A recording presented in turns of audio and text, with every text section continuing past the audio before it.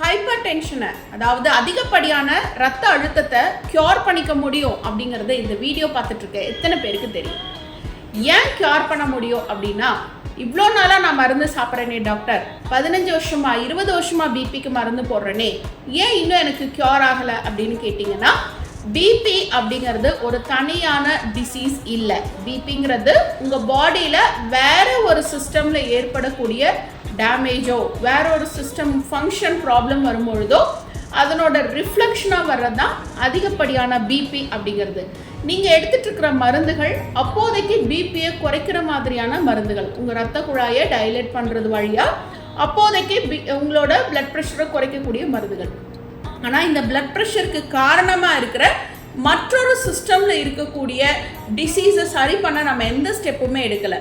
BP இருக்கவங்களுக்கு பார்த்தா எப்போதும் அசோசியேட்டடாக நிறைய கம்ப்ளைண்ட்ஸ் இருக்கும். இன்டைஜஷன் இருக்கலாம், இல்லை அதிகப்படியான டென்ஷன் இருக்கலாம், இல்லை அவங்களுக்கு தலைவலி இருக்கலாம், இல்லை கிட்னியில் பிரச்சனை இருக்கலாம், ஹார்ட்டில் இருக்கலாம், இல்லை நார்மலாக ஜாயிண்ட் பெயின், ஆஸ்மா, இப்படி எந்த சிஸ்டமில் ப்ராப்ளம் இருந்தாலும் எந்த ஆர்கனில் பிரச்சனை இருந்தாலும் அவங்களுக்கு பிபி அதிகமாகும். ஸோ பிபி அப்படிங்கிறது ஒரு தனியான டிசீஸ் இல்லை. இதை தனியாக பிளட் ப்ரெஷரை குறைக்கிறதுக்கு மட்டுமே மருந்துகள் எடுத்துகிட்டு வரும்பொழுது தான் அது ஒரு லைஃப் லாங் டிசீஸாக, க்யூரே இல்லாத டிசீஸாக நம்ம பார்த்துட்ருக்கோம். ஸோ இதை க்யூர் பண்ணிக்க முடியும் அப்படின்னா என்ன பண்ணலாம் அப்படின்னா, ஒரு ப்ராப்பரான ஹோமியோ டாக்டர்கிட்ட போங்க. கம்ப்ளீட்டாக உங்கள் மைண்ட் பாடி அனலைஸ் பண்ணும்பொழுதே உங்களுக்கு எங்கே பிரச்சனை இருக்குது, எதை சரி பண்ணணும் அப்படிங்கிறத தெரிஞ்சுக்கலாம். ஸோ அந்த சிஸ்டமை சரி பண்ணும்பொழுது உங்களுக்கு இன்டைஜஷன் இருக்கா, அதை சரி பண்ணணும், இல்லை வேறு ஏதாவது இஷ்யூஸ் இருக்கா, இல்லை தலைவலி இருக்கா, இல்லை கிட்னியில் பிரச்சனையா அப்படிங்கிறத நீங்கள் பேசும்பொழுதே டாக்டர்ஸ் அனலைஸ் பண்ணிடுவாங்க.